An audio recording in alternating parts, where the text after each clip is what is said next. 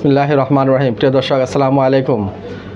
BD channel 4 আত্মশুদ্ধিমূলক আলোচনা অনুষ্ঠান শুদ্ধ মনের আজকের পর্ব 55তম পর্বে স্বাগতম। আজকের বিষয় নির্ধারিত হচ্ছে 54তম পর্বে আমরা যে মালহামা বা মালাহিম যুদ্ধ বিগ্রহের যে আলোচনা করেছিলাম তারই কন্টিনিউশন। তো আজকে এই ব্যাপারে একটু অ্যাড করব, একটু বিস্তারিত একটু আলোচনা হবে ইনশাআল্লাহ। তো আমরা হাদিসে চলে যাই। কাব রাদিয়াল্লাহু আনহু হতে বর্ণিত, তিনি বলেন, মুসলিমদের ইমাম বাইতুল মুকাদ্দাসে অবস্থানকালীন মিশরে ও ইরাকে বাসিন্দাদের কাছে সাহায্য চেয়ে অনেক লোক পাঠাবেন, কিন্তু তারা কেউ সাহায্য করবে না।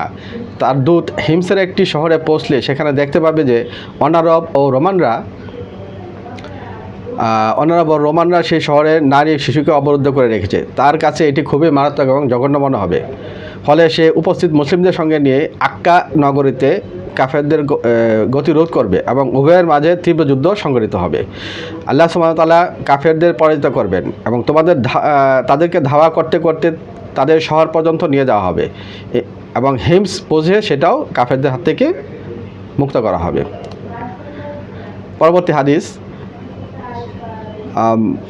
হাসান ইবনে আতিয়া রহমতুল্লাহ থেকে বর্ণিত, তিনি বলেন, আক্কার সমতল ভূমিতে রোমানরা ছাউনি ফেলবে। ফিলিস্তিন, জর্ডান ও বাইতুল মুকাদ্দাসের উপর জয়লাভ করবে। দীর্ঘ 40 দিন পর্যন্ত অতিবাহিত হওয়ার পর আফ্রিকা গিরিপথ অতিক্রম করতে পারবে না। এদিকে মুসলিমদের ইমাম তাদেরকে আক্কা নগরীর টিলাতে অবরুদ্ধ করে রাখবে এবং কাফেরদেরকে গণহারে হত্যা করবে, যার কারণে ঘোড়ার অর্ধেক অংশ, অর্থাৎ বিশাল পরিমাণ রক্তক্ষরণ হবে, ঘোড়ার অর্ধেক অংশ পর্যন্ত রক্তে ভিজে যাবে। আল্লাহ সুবহানাহু তাআলা কাফেরদেরকে পরাজিত করবেন এবং তাদের সকলকে হত্যা করা হবে। তবে তাদের একটি দল প্রথমে লেবাননের পাহাড়ে চলে যাবে, পরবর্তী সময়ে রোমান অধ্যুষিত পাহাড়ের একটি অংশে গিয়ে প্রাণ বাঁচিয়ে আত্মরক্ষা করবে। পরবর্তী হাদিস, মাখুল রহমতুল্লাহ থেকে বর্ণিত, তিনি বলেন, রোমান সৈন্যবাহিনী দীর্ঘ 40 দিন পর্যন্ত শামের ওপর আক্রমণ করবে, কিন্তু তেমন কোনো ফল অর্জন করতে পারবে না, বরং দামেস্ক ও বালকার অর্থাৎ জর্ডানের একটি অংশ, উঁচু এলাকার কিছু অংশ দখল করতে সক্ষম হবে। পরবর্তী হাদিস, মেখবার ইবনে আখি নাজ্জাসি রহমতুল্লাহ থেকে বর্ণিত, তিনি বলেন, আমি রাসূলুল্লাহ সাল্লাল্লাহু আলাইহি ওয়াসাল্লামকে বলতে শুনেছি, তোমাদের ও রোমকদের মধ্যে অর্থাৎ খ্রিস্টানদের মধ্যে এক চুক্তি সম্পাদিত হবে। তোমাদের সকলে দুশমনদের বিরুদ্ধে যুদ্ধ করবে, উভয় দল গনিমতপ্রাপ্ত হবে। পরবর্তী হাদিস, আবদুল্লাহ ইবনে আস রাদিয়াল্লাহু আনহু থেকে বর্ণিত, তিনি বলেন, কুস্তুনতুনিয়া অর্থাৎ ইস্তাম্বুল এলাকায় তোমরা 3 প্রকার যুদ্ধ করবে। প্রথম যুদ্ধ তোমরা অনেক বালা মুসিবতের সম্মুখীন হবে। দ্বিতীয় যুদ্ধে তোমাদের উভয়ের মাঝে বিশাল একটি চুক্তি হবে, সম্পাদিত হবে, যার ফলে তাদের শহরে তোমার মসজিদ প্রতিষ্ঠা করতে পারবে এবং তোমরা উভয়ে মিলে তৃতীয় আরেকটি যুদ্ধ করবে। তৃতীয় একটি শত্রুদের বিরুদ্ধে যুদ্ধ করবে, অতঃপর তোমরা ফিরে এসে তাদের বিরুদ্ধে যুদ্ধে লিপ্ত হবে। তৃতীয়ত তোমাদের বিরুদ্ধে যুদ্ধে আল্লাহ সুবহানাহু তাআলা মুসলমানদেরকে বিজয় দান করবেন, অর্থাৎ তোমাদেরকে বিজয় দান করবেন। পরবর্তী হাদিস, মেখদার রাহিমাহুল্লাহ থেকে বর্ণিত, তিনি বলেন, রাসূলুল্লাহ সাল্লাল্লাহু আলাইহি ওয়াসাল্লামকে বলতে শুনেছি, তোমরা সাহায্যপ্রাপ্ত হবে ও গনিমতের মাল নিয়ে ফিরে আসবে এবং টিলা বিশিষ্ট একটি পর্বতের ছাউনি ফেলবে, যেখানে জনৈক লোক বলে উঠবে, ক্রুশের বিজয় হয়েছে। একথা শুনে অন্য এক মুসলমান বলবে, বরং আল্লাহ আমাদের বিজয়ী করেছেন। এভাবে কিছুক্ষণ তর্ক বিতর্কের পরে হঠাৎ একজন মুসলমান ছুটে গিয়ে ক্রুশটিকে ভেঙে ফেলবে। তখন সকল খ্রিস্টান তার উপর ঝাঁপিয়ে পড়বে এবং তাকে নির্মমভাবে হত্যা করবে। এই অবস্থা দেখে মুসলিমগণ তাদের অস্ত্রের দিকে ছুটে যাবে, অর্থাৎ অস্ত্র হাতে তুলে নেবে। আল্লাহ মুসলিমদেরকে এই দলটিকে শাহাদাতের মর্যাদা দিবেন। অন্যদিকে কাফেরগণ তাদের সম্রাটের নিকট ফিরে যাবে এবং বলবে, আমরা আপনার পক্ষ থেকে আরবদেরকে সাহায্য করে এসেছি। এরপর তারা চুক্তি ভঙ্গ করবে, গাদ্দারি করবে এবং ভয়াবহ যুদ্ধের জন্য সমবেত হবে। তো এই যে হাদিসগুলো এখানে পাঠ করা হলো, এর মধ্যে যে আমরা গত পর্বে যে বর্ণনা করলাম যে তারা 40টি পতাকা নিয়ে প্রত্যেকটা পতাকা নিচে 12,000 করে সোলজার থাকবে। এভাবে তারা একটা যুদ্ধ করবে। এরকম বিচ্ছিন্নভাবে দামেস্ক, ইরাক, বসরা ফোরাত নদীর তীরে এবং অন্যান্য জায়গায়, ইরাকের অন্যান্য জায়গায় এবং ইয়েতে সিরিয়ার শামের বিভিন্ন অংশে যুদ্ধ করতে থাকবে, ফিলিস্তিনের যে এরিয়ায় এগুলো যুদ্ধ করতে থাকবে। এই যুদ্ধে বিভিন্ন যুদ্ধে মুসলমানরা মাঝে মাঝে পরাজিত হবে, মুসলমানরা মাঝে মাঝে জয়ী হবে, আলটিমেটলি মুসলমানরা জয়ী হবে। জয়ী হওয়ার পর যে যুদ্ধটা সবচেয়ে বড় যুদ্ধ কথা বলা হয়, গত পর্বে আলোচনা করেছিলাম যে স্বর্ণের পাহাড়ের যে যুদ্ধটা হবে, স্বর্ণের পাহাড় বের হবে যে ইয়েতে ফোরাত নদীতে, ওইখানে একটা বড় ধরনের যুদ্ধ হবে। এই যুদ্ধে মুসলমানরা আলটিমেটলি জয় হবে। তো জয় হওয়ার পর মুসলমানরা কিন্তু পরবর্তী সময়ে কিছু বর্ণনা আছে, সেই বর্ণনা মতে হযরত ইমাম মাহদী আলাইহিস সালাম তার সোলজার নিয়ে খ্রিস্টানদের দেশে প্রবেশ করবে। খ্রিস্টানদের দেশের প্রত্যেকটা জায়গায় এমনভাবে আক্রমণ করবে, এমনভাবে ধ্বংস করবে, বলা হয়েছে যে তারা প্রতিরোধ করবে, কিন্তু প্রতিরোধ তারা নিহত হবে এবং তাদের প্রত্যেকটা চার্চ মুসলমানদের দখলে চলে আসবে। এবং চার্চের নিচে লুকায়িত সম্পদ, গচ্ছিত সম্পদ, যা মুসলমান ইতিপূর্বে বিশ্ব থেকে লুণ্ঠন করে নেওয়া হয়েছে অথবা মুসলমানদের কাছ থেকে লুণ্ঠন করে নেওয়া হয়েছে, সমস্ত সম্পদ উনি বের করে নিয়ে আসবে।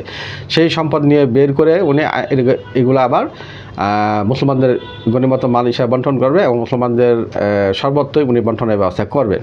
তো ওই অবস্থায় হঠাৎ করে একটা প্রচার হবে যে এই দাজ্জাল প্রকাশিত হয়ে গেছে আরবে।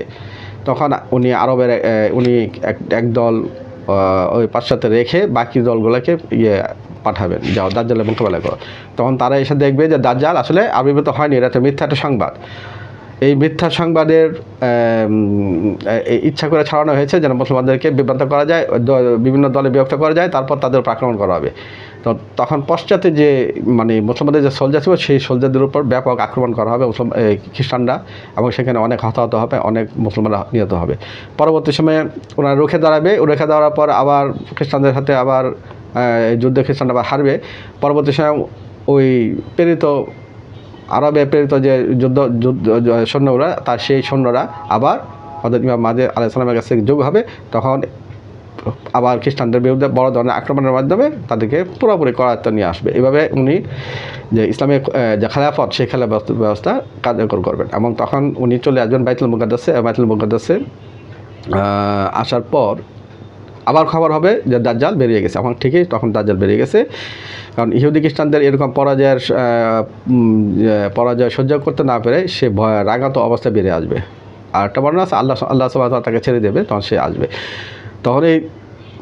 তখন সেই দাজ্জাল তার বাহিনী, অর্থাৎ সবচেয়ে বেশি বাহিনী হবে ইহুদিদের থেকে। ইহুদিদের 70,000, ইস্পাহান থেকে 70,000 ইহুদি তার হবে, অনুসারী হবে, এবং অন্যান্য জায়গায় ইহুদি এবং খ্রিস্টানরা হবে। সেভাবে সমস্ত বিশ্বেই সেই দাজ্জাল সে ফিতনা সৃষ্টি করবে এবং যুদ্ধ বিগ্রহ করবে। তো ইতিমধ্যে ঈসা আলাইহিস সালাম আবির্ভূত হবেন। ঈসা আলাইহিস সালামের আবির্ভূত হওয়ার পর ঈসা আলাইহিস সালাম এবং ইমাম মাহদী পিছনে নামাজ আদায় করবেন, এটা একদম ফজরের নামাজ। সেই নামাজের পর ঈসা আলাইহিস সালাম যেহেতু আবির্ভূত হয়ে গেছেন, তখন বিশ্বে ছড়ায় যাবে ঈসা আলাইহিস সালাম আবির্ভূত হয়ে গেছে। তখন খ্রিস্টানরা বুঝে যাবে, খ্রিস্টান বুঝে যাবে যে আসলে আমরা যে দাজ্জালের পিছনে যে মাসি মনে করছে, আসলে সে মাসি না, ঈসা মাসি চলে আসছেন। তো ঈসা মাসি যেহেতু চলে আসেন, তখন তাদের ভিতরে কী হবে, একটা দ্বিধাদ্বন্দ্ব চলে আসবে যে আমরা যার নিয়ন্ত্রণে আছি সে আসলে একটা প্রবঞ্চক বা প্রতারক। তখন তারা তার সাথে বিট্রে করবে, আর ঈসা আলাইহিস সালাম তাকে হত্যা করবে। হত্যা করার জায়গাটা হচ্ছে ঈসা আলাইহিস সালাম আবির্ভূত হয়েছে কথা শোনার পর দাজ্জাল তার নিজের যান বাঁচানোর জন্য দ্রুত গতিতে সে দিকে চলে যাবে। লুদ নামক যে স্থান, সেই স্থানে মেইন গেটের কাছাকাছি সে পড়াতে পারবে না, ঈসা আলাইহিস সালাম তাকে ওইখানে হত্যা করবে। তো এইভাবেই দাজ্জাল হত্যা যাওয়ার পর ঈসা আলাইহিস সালাম ব্যাক করে আসবেন বাইতুল মুকাদ্দাসে। আয়েশা বলবে যে দাজ্জালকে হত্যা করেছে, আর খ্রিস্টানরা তখন তাদেরকে তওবা করে মুসলিম হয়ে যাবে, আর ইহুদিরাও তওবা করবে, ইহুদিরা অনেকে মুসলমান হবে, আর যারা থাকবে তাদেরকে বন্দী করবে, যে করার মাধ্যমে তাদেরকে করবেন। তো এই হইতেছে মূল অনেক যুদ্ধ। সেই যুদ্ধে যে মালাহিম বা মালহামা নামে হাদিসে আসছে, আর তওরাত এবং ইনজিলে আরমাগেডন হিসাবে বর্ণিত আছে। তো এই ব্যাপারে আরও যদি আলোচনা আসে তো আমরা আলোচনা করব। তো আজকে টাচ দিয়ে যে আগে ব্যাপারে আমরা কি আলোচনা করব, একটা গাজাতুল হিন্দ একটা যুদ্ধ হবে। এই যুদ্ধের চলাকালীন সময়ে, এই যুদ্ধ বিগ্রহ চলাকালীন সময়ে গাজাতুল হিন্দ হচ্ছে হিন্দুস্তানের সেই যুদ্ধ। এই ব্যাপারে রাসূল সাল্লাল্লাহু আলাইহি ওয়াসাল্লাম একটা হাদিস আমি বর্ণনা করব, পরবর্তী সময়ে আরও অন্যান্য হাদিস বর্ণনা করব, এতে আমরা বুঝে যাব গাজাতুল হিন্দ কি। এটা টাচ দিয়ে যাচ্ছি।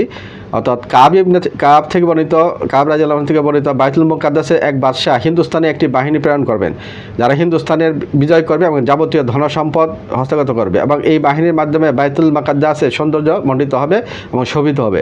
তারা বাইতুল মুকাদ্দাসকে বাদশার কাছে হিন্দুস্তানের বাদশাদেরকে পরাজিত অবস্থায় নিয়ে আসবে। সেই বাহিনীটি হিন্দুস্তানের দাজ্জাল আসা আগ পর্যন্ত অবস্থান করবে। তো প্রিয় দর্শক, আজকে এই পর্যন্তই।